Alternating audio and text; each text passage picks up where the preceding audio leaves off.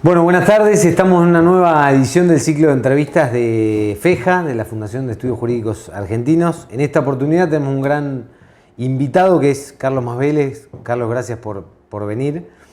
Carlos es abogado, egresado de la UBA, fue ex consejero de la magistratura de la Ciudad de Buenos Aires en representación de los abogados, ex secretario general de la UBA.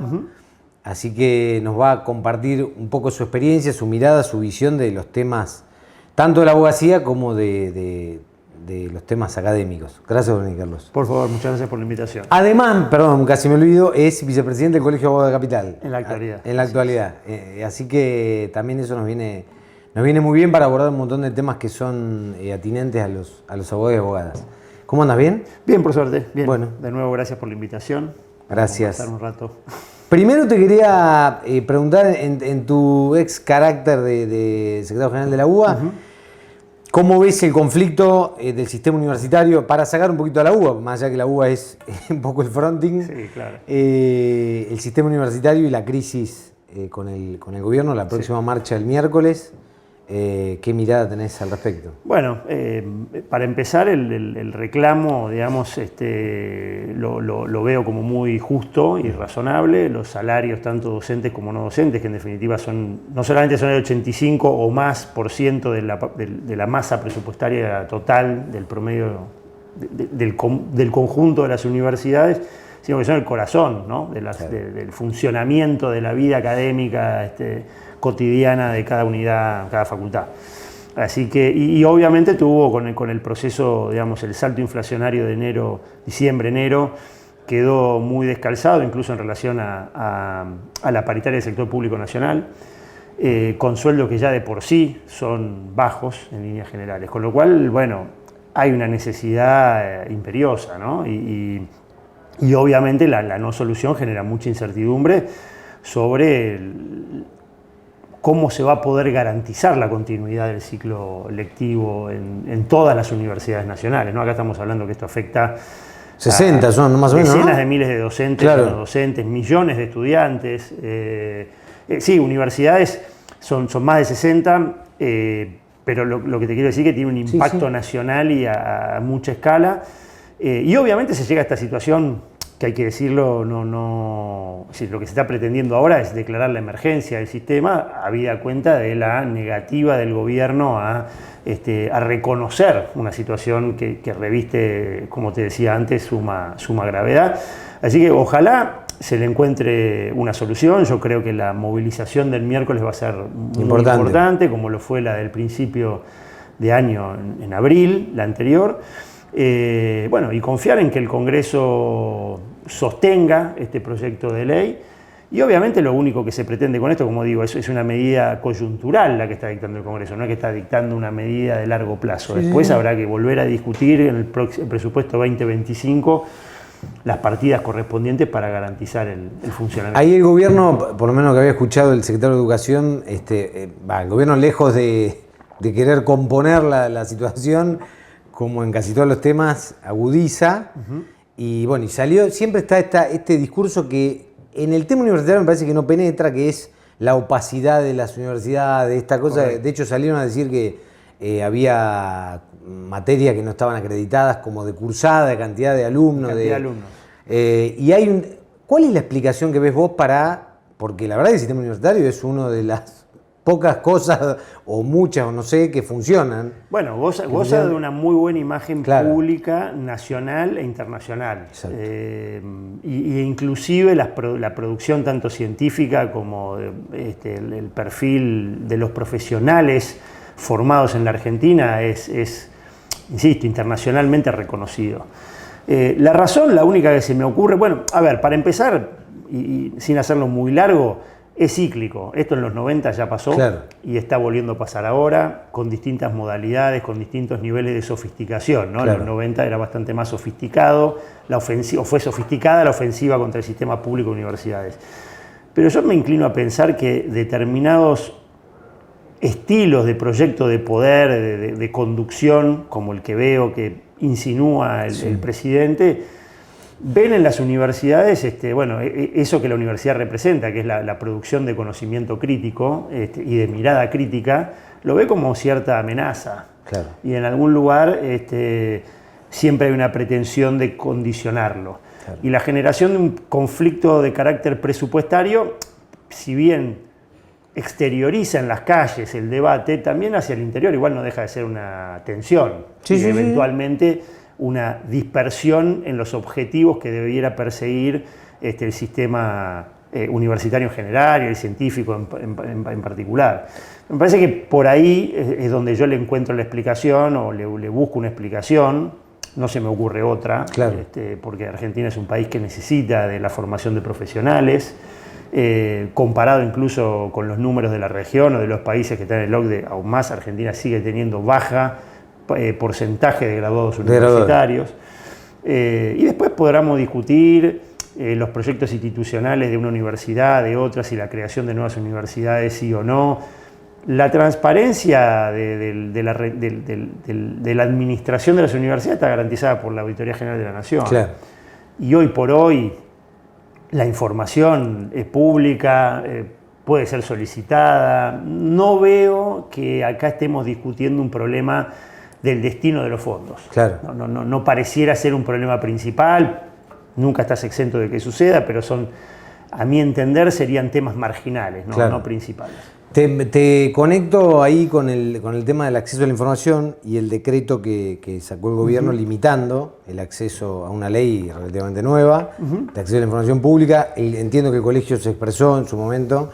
¿Qué mirada tenés de eso? Bueno, yo creo mucho en la herramienta del acceso a la información pública, no solamente porque es un derecho humano reconocido internacionalmente, sino porque es una herramienta esencial para la transparencia, la participación y la rendición de cuentas en la cosa pública, ¿no? Es decir, creo que el acceso a la información pública mejora las democracias, mejora los sistemas. Y este caso del decreto reglamentario, a nuestro entender y a mi entender específicamente, avanza sobre garantías que estaban reconocidas por la ley.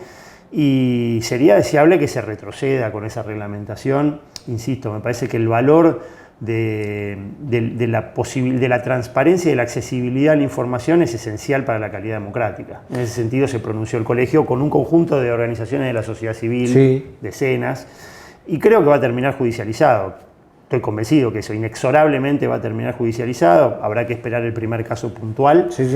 Y se irá a dirimir en la justicia, y confío en que la Corte, que ya ha tenido pronunciamientos y hay jurisprudencia importante en relación al reconocimiento del derecho a acceso a la información pública, va a retrotraer las cosas. Carlos, y de la Corte específicamente, primero te quiero consultar, bueno, vos estuviste en el Consejo de Ciudad, más allá de eso, ¿qué opinión te merece la postulación de ambos candidatos, del hijo y de García Mansilla? ¿Y qué opinión tenés respecto de la integración femenina? Correcto. Y la integración proporcional de género, como lo establecía el decreto 22?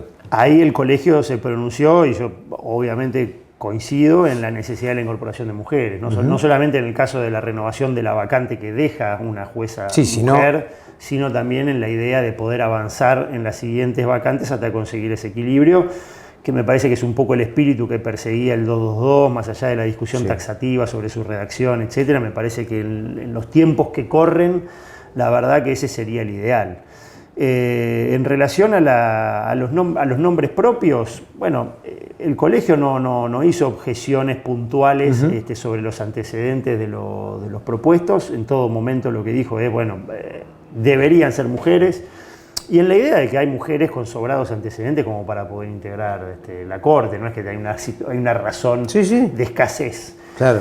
Eso es lo que creo. Por supuesto que creo que sería conveniente cubrir las vacantes de la Corte, porque va a entrar en un funcionamiento, si bien se podrán resolver con jueces y demás, no es lo ideal que un cuerpo funcione, un órgano tan relevante como la Corte Suprema funcione con menos miembros de los que tiene que funcionar. Pero sí, me parece que en ese sentido, como ha dicho el colegio en reiteradas oportunidades, habría que, sin el menoscabo de las condiciones de cada uno de los candidatos que están nominados y cuyo trámite está en el Senado, que es necesario tener incorporación de mujeres en la Corte. Bien. Entre otros sectores que están siendo atacados o que son foco de imputación respecto de algunos sectores del gobierno están los abogados y las abogadas, que siempre somos un poco el blanco fácil. Así es. Ahí te quería consultar porque hay como una especie de avances sobre incumbencias profesionales, específicamente los divorcios administrativos y las sucesiones notariales. El colegio también ya sentó postura, pero bueno, es un tema clave porque... Por supuesto. Y se suma también al tema de la industria del juicio. Correcto. Como vos lo describiste perfectamente, hay una caracterización negativa sobre el ejercicio de la profesión, sobre la abogacía en particular, que por supuesto nosotros hemos rechazado una y mil veces, y no solamente en ocasión de la discusión del DNU, de la ley bases original que traía los divorcios y las sucesiones notariales, sino en cada uno de los pronunciamientos que han tenido candidatos en la campaña anterior, sin distinción, porque ha sido transversal la opinión disvaliosa en relación a determinados roles del ejercicio de la abogacía.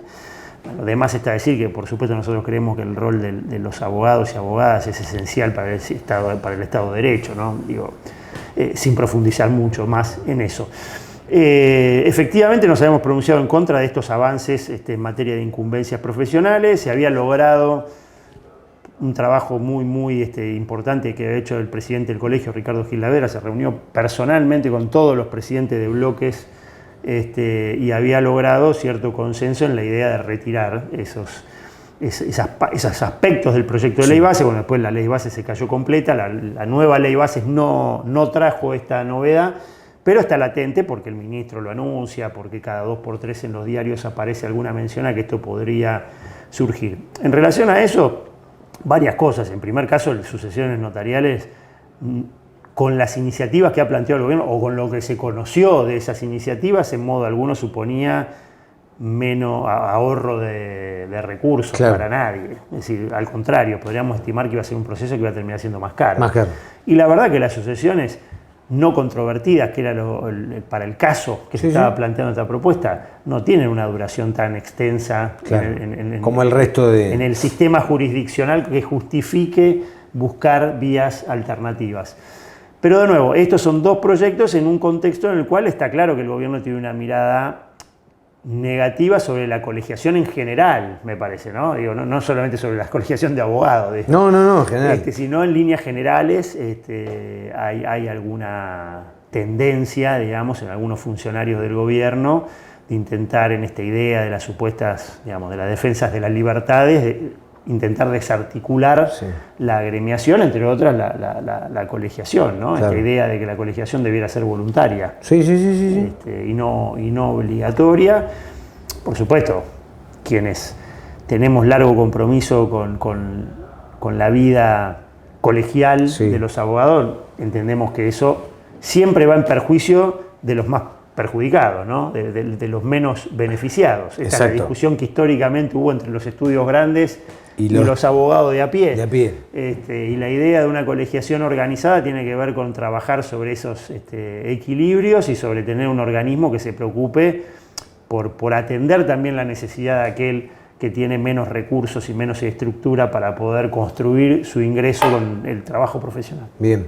Ahí, respecto de eso, el colegio siempre, por lo menos, tiene una alta escucha, este colegio en particular, respecto del abogado de a pie. ¿Cómo ves la realidad de la profesión hoy, del abogado que por supuesto está también afectado, como el resto de cualquier sector de la economía? Sin duda. ¿Cómo ves esa realidad profesional? Bueno, con mucha preocupación, porque como vos bien lo decís, los abogados y abogadas no están exentos de la crisis y de la retracción económica que ha habido en estos meses en la Argentina. Y obviamente también incorporando lo que viene como consecuencia de la pospandemia, ¿no? Estudios que han cerrado, abogados que trabajan, atienden en un bar o desde la casa, por supuesto también todo lo que supone como cambio los expedientes electrónicos. Bueno, hay todo un proceso de transformación de del ejercicio profesional. En algunos casos yo creo que para bien, es decir, bienvenido el uso de las tecnologías para simplificar, sobre todo si pudiera transformarse de manera virtuosa en una aceleración de los plazos, ¿no? Para que las causas duren tiempos razonables.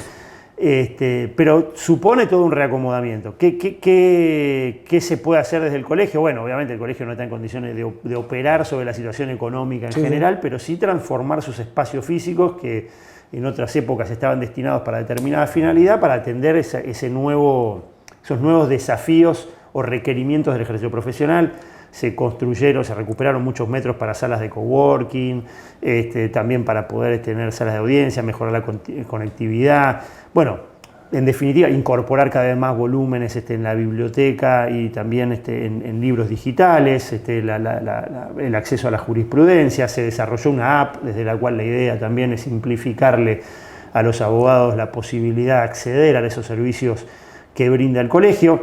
Bueno, en definitiva, es tratar de pensar un colegio que coopere con las necesidades de este contexto dificilísimo para el ejercicio profesional y que por supuesto también mire el futuro del ejercicio profesional y ahí también, bueno, todas las preocupaciones que tienen que ver con la cotidiana del funcionamiento del EXIEM. Bueno, ahí hay un montón de pendientes que no dependen exclusivamente del colegio, pero sobre los cuales el colegio trabaja cotidianamente, ¿no? Respecto al futuro, porque lógicamente la profesión, si se quiere, está amenazada por el cliente que quizá no puede pagar. Correcto. Y por otra parte, por justamente el futuro inmediato, por ejemplo, la inteligencia artificial. Sí, claro. ¿Cómo ves esa relación entre de hecho, el Ministerio de Justicia sacó un programa de inteligencia artificial para el Poder Judicial y para la abogacía? Así es. ¿Cómo ves ese vínculo y cómo puede ser el impacto entre, obviamente se supone que hay muchas profesiones, oficios que van a desaparecer con la inteligencia artificial? En este caso, ¿cómo la ves respecto del derecho? Bueno, por ahora lo veo, lo veo como una novedad que hay que estudiar. Es decir, Argentina todavía no tiene marcos regulatorios adecuados. Me parece que ahí hay un trabajo para hacer y de hecho, bueno, está en la agenda del colegio público la constitución de un ámbito, digamos, de reflexión y de iniciativa en materia regulatoria. Yo sigo creyendo que hoy por hoy la inteligencia artificial vino para quedarse, que va a ser un insumo y una herramienta útil para el ejercicio profesional, pero que no prescinde o no debería prescindir del humano, ¿no?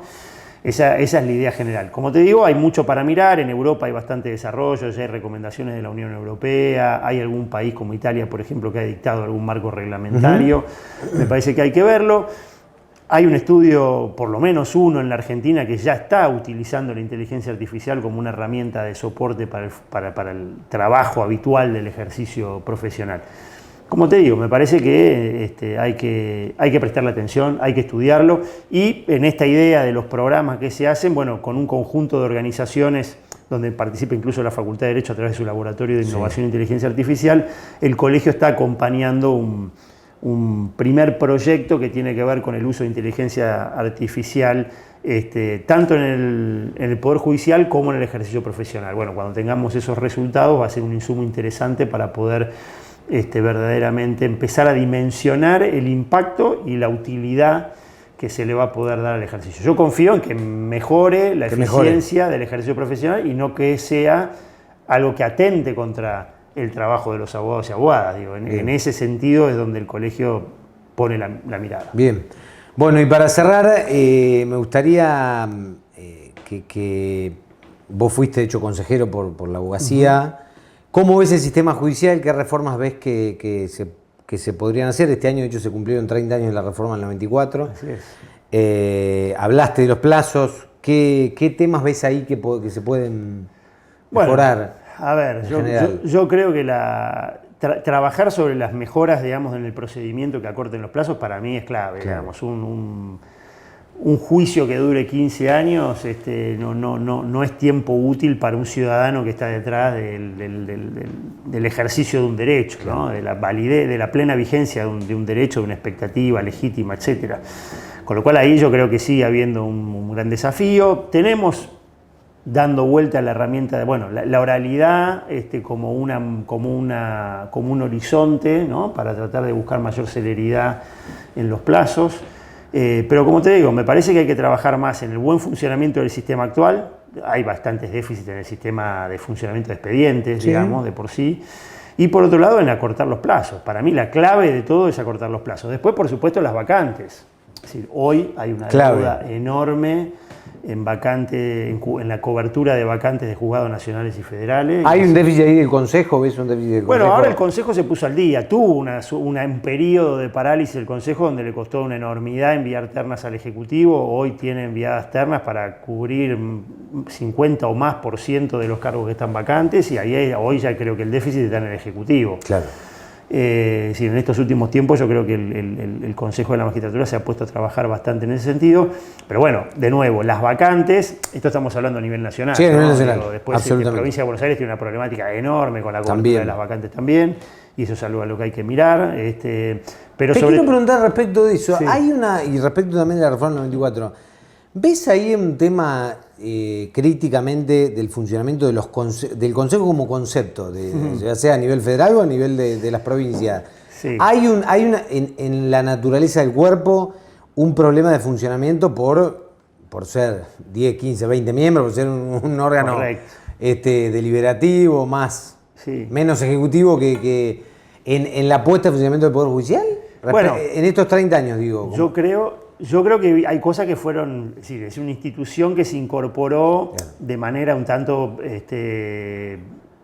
como un objeto extraño, digamos, a la conformación constitucional argentina, ¿no? Vino a cambiar el sistema de designación de los jueces, nosotros lo teníamos al modelo estadounidense o norteamericano, incorporamos una herramienta novedosa. A ver, me parece que en términos de limitar ciertas discrecionalidades y arbitrariedades cumple una función. Ahora bien, sí tomo también lo que vos decías, me parece que hay tiempos excesivos en los concursos, hay muchas cosas que mejorar, incluso en los aspectos de administración. De todos modos lo dividiría en nacional y en provincial, ¿no? A nivel nacional no se terminó de saldar, a mi criterio, en la reforma constitucional esa convivencia con la Corte, ¿no? La Corte sigue siendo una Corte muy poderosa presupuestariamente, además de que en este cuarto de hora preside el Consejo, en otros momentos no lo hizo. Y el Consejo tiene un montón de facultades de administración sin plata. Entonces ahí me parece que hay una situación compleja que exige diálogo institucional entre el Consejo y la Corte. Puede que la presidencia, la doble condición, digamos, de la Corte, por un lado, con su presidente presidiendo el Consejo, logre mejorar ese aspecto del funcionamiento del Consejo. Yo, como decíamos recién, la cobertura de vacantes se avanzó mucho, se mejoró bastante en este último tiempo, si bien falta toda la parte que ya no le compete al Consejo. Es una experiencia que yo creo que hay que seguir trabajando en mejorarla, y están las tensiones entre las representaciones de los académicos, de los abogados, de los políticos, del Ejecutivo. Ese equilibrio nunca se terminó de lograr plenamente a satisfacción de todas las partes, y me parece que hay que seguir mejorando, a pesar de que se avanzó muchísimo también en materia de transparencia, de ciertas, despejar las dudas, porque en definitiva hoy el Poder Judicial es uno de los poderes peores vistos ante la opinión pública, en cualquier encuesta. Y hay que trabajar cooperativamente y colectivamente, y esto es un desafío también para los abogados, porque el ejercicio profesional tiene mucho que ver también con el desprestigio del Poder Judicial. Claro. Entonces es de interés nuestro que el Poder Judicial se represtigie, y ahí hay rol del ejercicio, por supuesto, jurisdiccional de los jueces, las cámaras, etcétera, pero por otro lado también de la contribución de la Corte y del Consejo de Nación. Ahí te hago la última y la conecto con eso, que es, en muchos países, producto de este desprestigio, se ensayan propuestas de reforma. Y te quiero llevar a dos, particularmente, a ver qué opinión tenés. Una es la reforma judicial en México, que directamente equipara el cargo judicial, ya sea en la Corte o en los cargos inferiores, a los cargos políticos o a los cargos electivos. Y después el caso de La Rioja, la reforma constitucional de La Rioja, que hecho el concurso y selecciona al juez, tiene un plazo de 10 años, luego del cual tiene que volver a concursar. ¿Qué opinión tenés de ambas? Bueno. Porque el objetivo, digamos, en primer lugar es bueno, acá hay un problema, ¿cómo lo resuelve? ¿Cómo construyo legitimidad? La Exactamente. legitimidad bueno, a ver, yo creo más en la idea de que el Poder Judicial es un contrapoder que obviamente no acompaña el humor social. Claro.